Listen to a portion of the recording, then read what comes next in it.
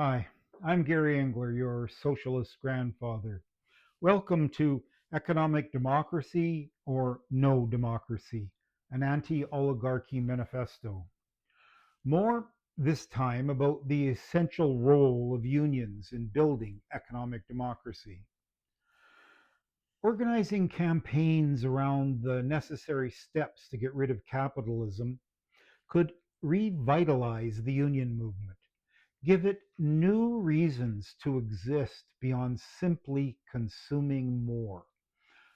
Organizing campaigns to promote the replacement of master servant relations with workplace democracy would be quite popular. I'm convinced of this.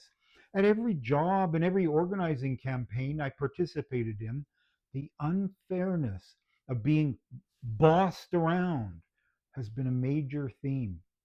People don't like it. The obvious alternative is to expand one person, one vote decision making into every area where people work collectively, which is the vast majority of our economy. Instead of taking orders from bosses, we must govern our workplaces democratically. But to achieve that, we inevitably confront so called property rights.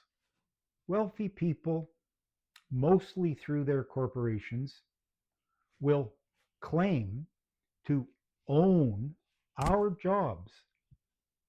Our counterargument is that we must limit private property to what is truly private and doesn't give an individual power over others.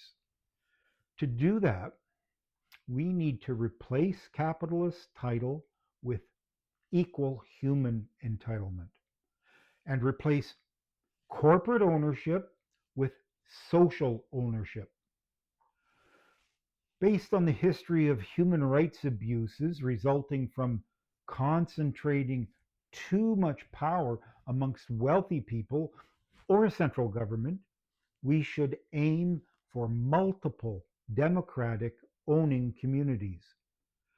Depending on the industry, unions could push for various forms of workers' cooperatives in association with the appropriate level of government: local, state, provincial, national, or international. In an economic democracy, individual greed would not overrule the collective good, which would be determined by democratic means. When the majority of people understand the causes and dangers of global warming, their governments and collective enterprises would become agents of change rather than barriers.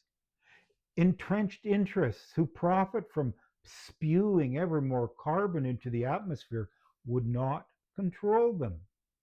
If workers and communities ran industries such as the automobile and oil sectors that must change or disappear if we are to make the necessary drastic cuts in carbon emissions, they would be a lot less likely than profit addicted corporations to blackmail society into supporting private interests that damage the environment.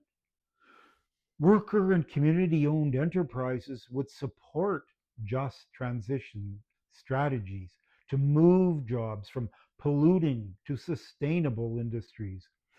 They would also be much more likely to promote an alternative culture of artistic leisure over mindless consumption. The truth is, hundreds of millions of workers have proved capable over the past 2 centuries of managing the contradiction of opposing capitalism while being dependent on the capitalists for their jobs.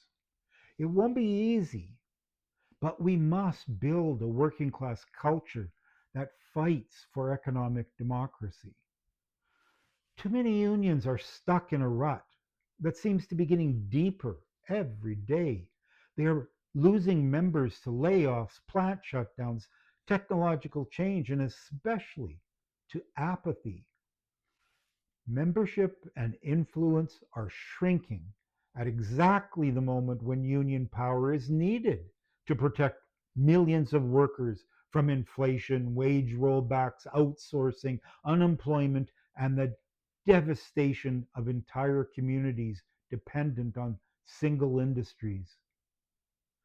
Fighting for economic democracy would give unions the boost they need. That is the subject of our next episode.